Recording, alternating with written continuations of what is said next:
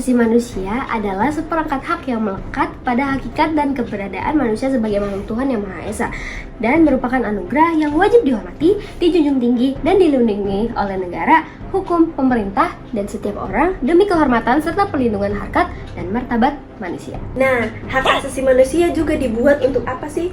Untuk melindungi hak manusia dalam hidup dengan harga diri, yang meliputi hak untuk hidup, hak atas kebebasan, dan hak keamanan HAM, yang menjelaskan bahwa setiap manusia mempunyai hak yang sama untuk memperoleh kebebasan, keadilan, perlindungan, dan perdamaian.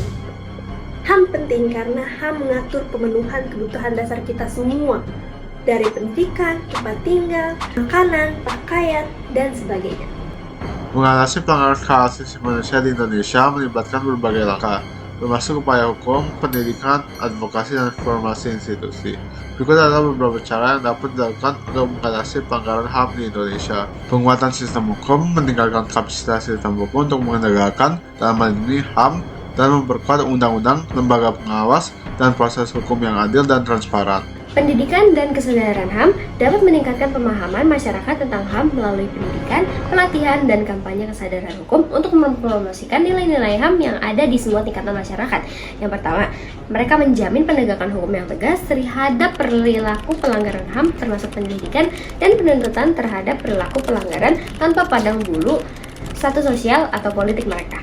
Yang kedua, mereka mempertajam peran dan kapasitas lembaga penegak HAM seperti Komisi Nasional Hak Asasi Manusia atau biasa disingkat dengan Komnas HAM untuk mengawasi, menyelidiki, dan memberikan rekomendasi tentang pelanggaran HAM. Dari partisipasi masyarakat sipil, mereka mendorong partisipasi aktif dari masyarakat sipil dalam memantau, melaporkan, dan mengadvokasi hak-hak mereka serta mendukung korban pelanggaran HAM. Lalu untuk transparansi dan akuntabilitas, mereka memastikan tindakan-tindakan pemerintah atau lembaga negara untuk menghindari penyalahgunaan kekuasaan yang dapat mengakibatkan pelanggaran HAM. Nah, untuk mengatasi pelanggaran HAM memerlukan komitmen yang cukup dari pemerintah, penegak hukum, masyarakat sipil, dan seluruh pemangku kepentingan untuk memastikan perlindungan dan penghormatan terhadap hak-hak asasi manusia bagi semua warga negara. Berbagai negara seringkali memberikan informasi terperinci tentang pelanggaran HAM yang terjadi di tingkat nasional. Penting untuk mencari sumber-sumber yang beragam untuk mendapatkan perspektif yang komprehensif dan mendalam tentang isu HAM.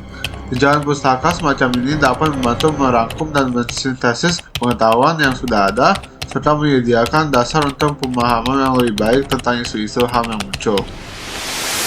Nah, lalu bagaimana dengan pelanggaran HAM yang terkait dengan konflik bersenjata, krisis kemanusiaan, dan migrasi di berbagai wilayah dunia? Pelanggaran hak asasi manusia atau HAM dalam konteks konflik bersenjata, krisis kemanusiaan, dan migrasi ini itu dapat mencerminkan kegagalan yang serius dalam melindungi hak-hak dasar individu atau kelompok dari masyarakat sipil. Nah, dari konflik bersenjata sendiri ini sering melibatkan kekerasan terhadap warga sipil, penggunaan senjata terlarang, penahanan sewenang-wenang, penyiksaan, dan pemindahan paksa. Sedangkan kalau dari krisis kemanusiaan itu dapat menyebabkan kelaparan, malnutrisi, dan kurangnya akses layanan dasar, serta ekspoliasi dan kekerasan terhadap kelompok yang lebih rentan. Lalu, kalau misalnya dalam situasi migrasi, para migran seringkali hidup dalam kondisi tidak layak terhadap perjalanan yang mereka lakuin. Mereka juga dapat menghadapi diskriminasi, perilakuan buruk, dan kehilangan akses ke pendidikan dan keluarganya.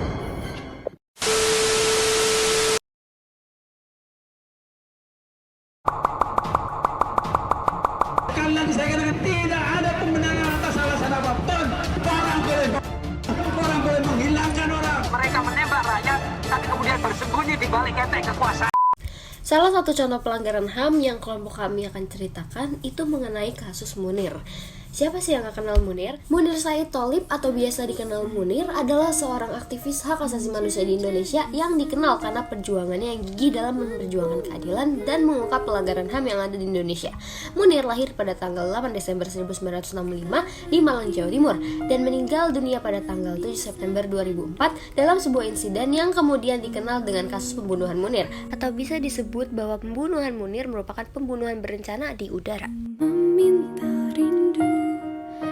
Munir dikenal luas karena keberaniannya dalam mengungkap berbagai kasus pelanggaran HAM di Indonesia, termasuk kasus penghilangan paksa dan kekerasan oleh aparat keamanan selama periode Orde Baru di bawah pemerintahan Soeharto. Ia terlibat dalam penyelidikan sejumlah kasus besar seperti peristiwa pembantaian di Talangsari, Lampung, kasus Trisakti, dan tragedi Semanggi. Nah, lalu selain itu, pada tahun 1998, Munir memainkan peran penting dalam mengungkap kasus penculikan aktivis pro-demokrasi oleh tim Mawar, sebuah unit di bawah Komando Pasukan Khusus atau Kopassus TNI Angkatan Darat. Upaya ini tidak hanya menyoroti pelanggaran yang dilakukan oleh negara, tapi juga membawa pelakunya ke pengadilan.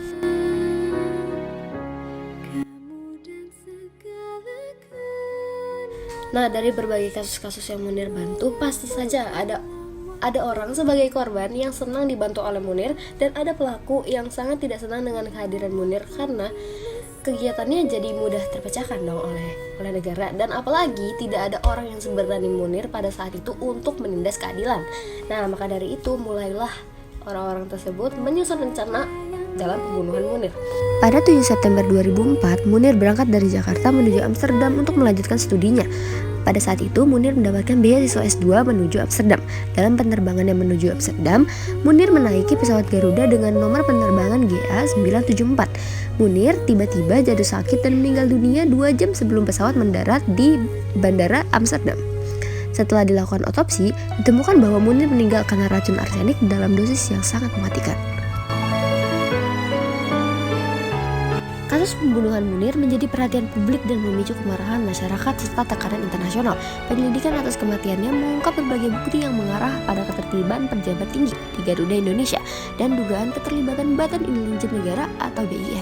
Seorang pilot Garuda Indonesia dinyatakan bersalah atas pembunuhan Munir dan dijatuhi hukuman penjara 14 tahun. Polisarpus diketahui memiliki kontak dengan pejabat BIN sebelum dan sesudah penerbangan tersebut. Selain itu, ada mantan deputi kelima dari Badan Intelijensi Negara juga diadili atas tuduhan merencanakan pembunuhan Munir, tetapi kemudian dibebaskan karena kurangnya bukti dan menghubungkan langsung dirinya dengan kejahatan tersebut. Dari kepergiannya, Munir meninggalkan banyak sekali warisan untuk anak dan istrinya serta masyarakat Indonesia. Meskipun pelaku utama dalam motif dibalik pembunuhan Munir masih menjadi misteri dan sampai sekarang belum terungkap, perjuangan dan dedikasi Munir terhadap hak asasi manusia harus dikenang dan dihormati. Kontras dan sebagai organisasi HAM lainnya terus menunjukkan pekerjaan untuk memperjuangkan keadilan bagi korban pelanggaran HAM di Indonesia. Setiap tahun pada hari kematian Munir, aktivis HAM dan masyarakat umum mengadakan berbagai acara untuk mengenang jasanya dan menuntut keadilan yang belum tercapai. Munir tetap menjadi simbol perlawanan terhadap ketidakadilan dan pelanggaran hak asasi manusia di Indonesia. Lebih tadi daripada